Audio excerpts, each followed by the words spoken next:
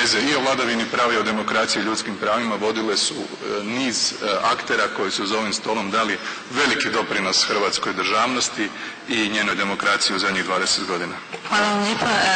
Ja sigurno sam da će gospodin Nigel imati nešto za reći i to vrlo skoro o toj demokraciji unutar Europske unije. Ipak ste vi europarlamentarac dugo vremena. Well, in a sense, I agree with you. It would be wrong to call the European Union undemocratic.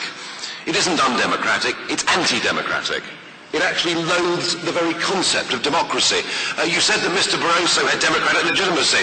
He was presented to the European Parliament for the European Parliament to approve. We were given a choice of one. That was it.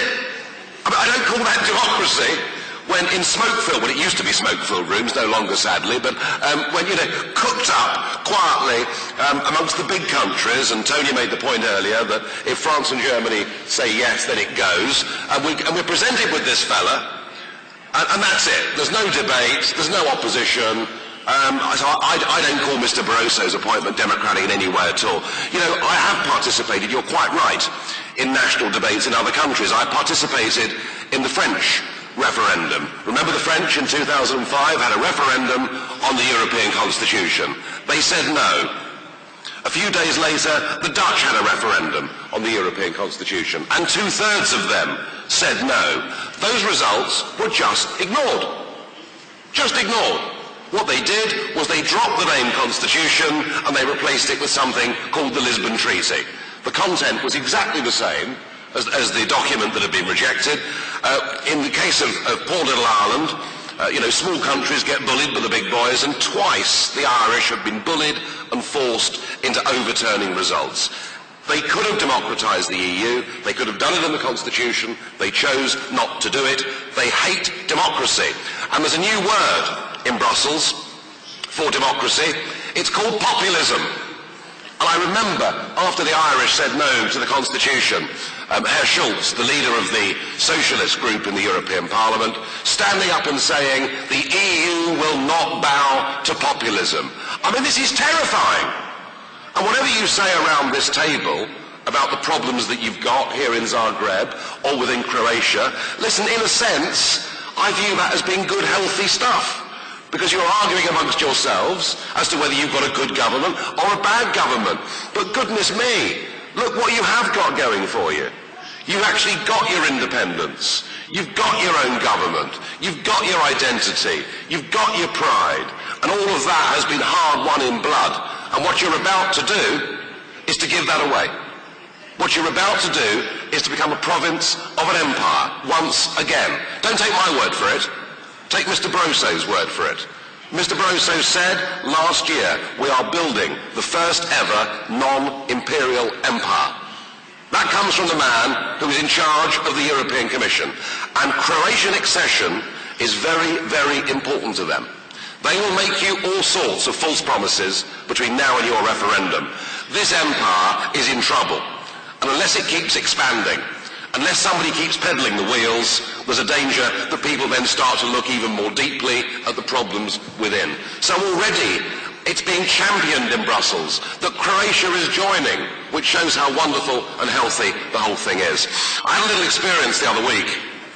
I went into the members' offices in Brussels, this is about 4 months ago, and I had my aeroplane kit to reclaim my expenses. And the chap that served me, I'd never seen him before, didn't recognise him. I said, hello, who are you? And he introduced himself. I said, where are you from? He said, Croatia. I said, I'm sorry. He said, oh yes, they've given lots of us jobs in the European Parliament and in the European Commission, even before your country has joined the Union. And they do that as part of this corrupt practice that I talked about earlier. They are trying to buy the political class. And my fear, coming here today, and having been through this before with Malta and Estonia and many other countries, my fear is that the vast majority of your political class have been purchased already.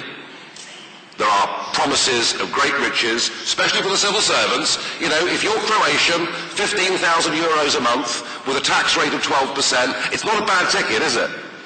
You know, it really isn't a bad game, and several dozen people can benefit from that, and that's my worry. I would just make one promise and perhaps one request. The one promise is, if foreign visitors coming here does help get a proper full debate in Croatia going, then if that's useful, I'd be more than happy to come and take part in debates again. But my one real pleading with all of you, whichever side of this debate you are on, is about the conduct of this referendum. You know, it cannot be democratic to conduct a referendum on a country's constitutional future unless you absolutely make sure that through the media and through levels of expenditure that both sides of this get a fair crack of the whip.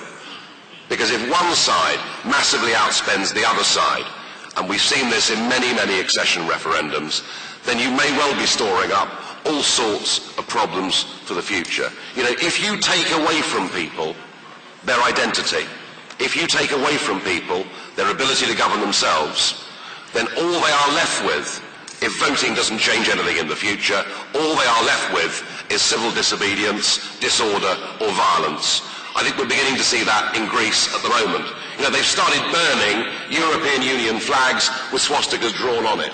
You know, these are bad things to be happening in the 21st century in Europe. So you are on the edge of making a massive historic decision.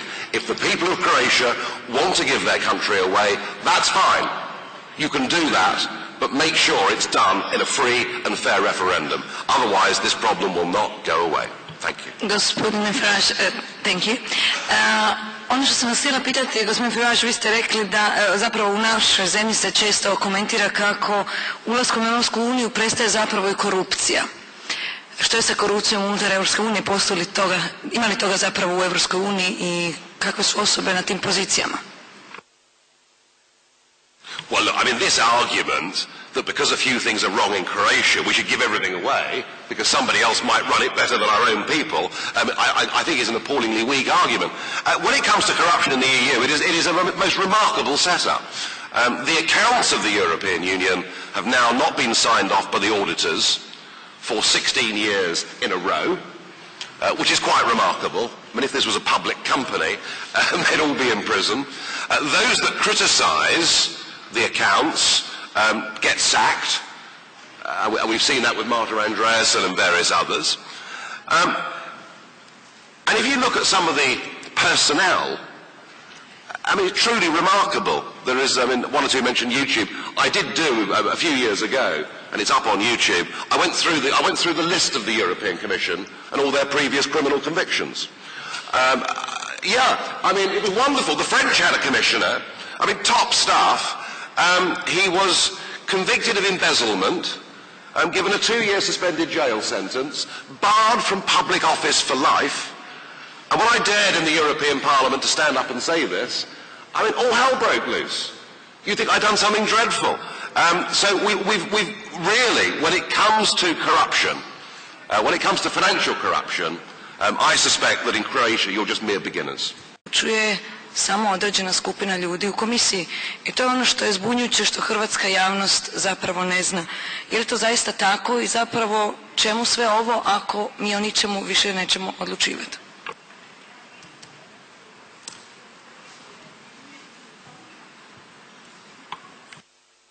Well, I'm not sure actually that you can speak that freely in the European Union Parliament. I mean, I know that I have been fairly openly critical of them, but when I said that Mr. Van Rompuy had the appearance of a low-grade bank clerk and the charisma of a damp rag, I mean, that seemed to me to be general knockabout stuff that you would expect in Parliament. Do you know, I was fined for that.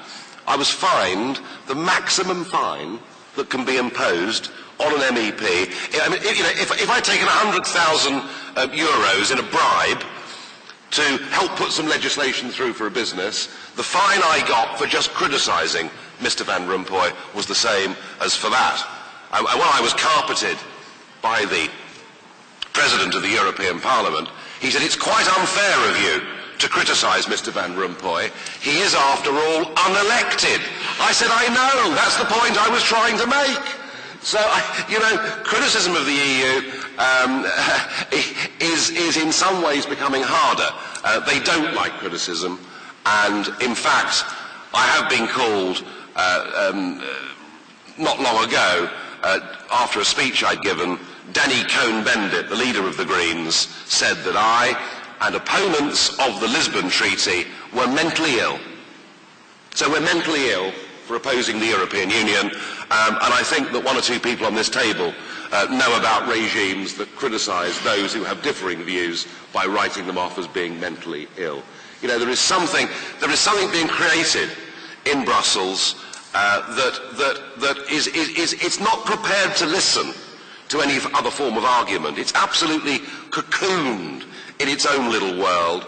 It has its supporters in the political classes out in the member states, but increasingly the peoples of Europe are turning against this thing. And I repeat what I said earlier. I am not anti-European. I want us to have a proper forum where, as sensible European nations, we can sit round the table and agree how we trade together, and agree to cooperate, and agree to try and be good neighbours. But you don't do that by literally giving away control over the levers of power to Herman Van Rompuy or Mr. Barroso. Tko je izabrao gospodina Van Rompuya i gospodina Barrosa? Tko je glasao za njih? Well, this is the leaders. This is the leaders that make a decision. And as I say, in Mr. Barroso's case, he had to be put before, or the Commission President has to be put before the European Parliament, but all we were given was a choice of one. When it comes to Mr. Van Rompuy, my old mate, remarkable. I mean, we were told that when Europe had a president, it would be somebody who would be such a giant global figure that he would stop the traffic in Washington and Beijing. And what we actually got was Mr. Van Rompuy, who nobody had ever heard of, and he wouldn't even stop the traffic in Brussels. And I think the reason for that, I think Sarkozy and Merkel lost their nerve. The only person they could have picked that would have had that global influence would have been Blair. Blair was the only one really that could have done that. And I think they felt that if they went for Blair, their own positions and their own prominence would in fact be severely usurped. So we've got this funny little man who is the permanent president of the European Council, but he's actually rather powerful because he's the guy that is pushing the economic governance package.